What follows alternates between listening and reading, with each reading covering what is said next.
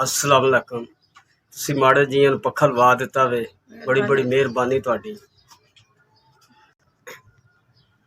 मेरी बीवी हैगी, दिल दे 3 अटैक होए ने, बहुत बीमार रहिंदी है ते रिपोर्टां तुहाडे सामने जी। ते वो कह रहे ने असीं ना सरकारी हस्पताल लैके गए सी, उन्हें कहा जी दिल वाले हस्पताल ना रेसकोट लैके जाओ कंडियाले, ते इन्नी मेरे गुंजाइश नहीं हैगी 300 या 400 रुपये दिहाड़ी कमान वाला घर का खर्चा पूरा करा या मैं दवाई लियावां, बहुत मुश्किल हैगी साढ़े वास्ते।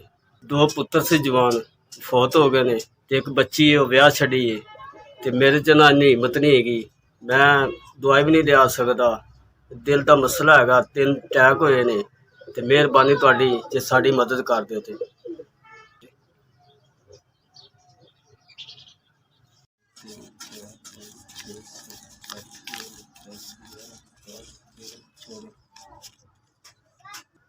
जावेद कौर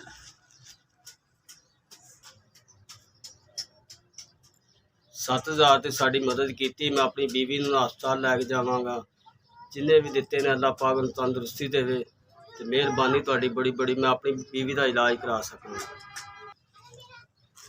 मेहरबानी तुहाडी 7000 रुपया दिता जे, ते मैं अपनी बीवी का इलाज करा सकांगा हस्पताल जाके। ते जिन्होंने लोगों ने भी साड़ी मदद की है, 7000 रुपया दिता ना, उन्होंने बड़ी बड़ी मेहरबानी, अल्लाह पाक तंदुरुस्ती देवे, अल्लाह पाक और तौफीक देवे गरीबों की मदद करने वास्ते।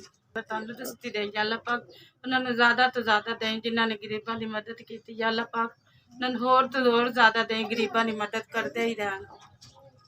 अल्लाह पाक उन्हें तंदुरुस्ती दे, गरीबों जिन्होंने मदद की, अल्लाह पाक और तौफीक देवे और गरीबों की मदद करे, अल्लाह पाक तंदुरुस्ती देवे। 1000 रुपया भेजा, असी बड़ी मेहरबानी तुहाडी, बड़ा शुक्रगुजार है। SVS साढ़े 7000 रुपया पहुँचाया, तुहाडी बड़ी बड़ी मेहरबानी। सलाम अलैकुम, अल्लाह पाक तंदुरुस्ती दे।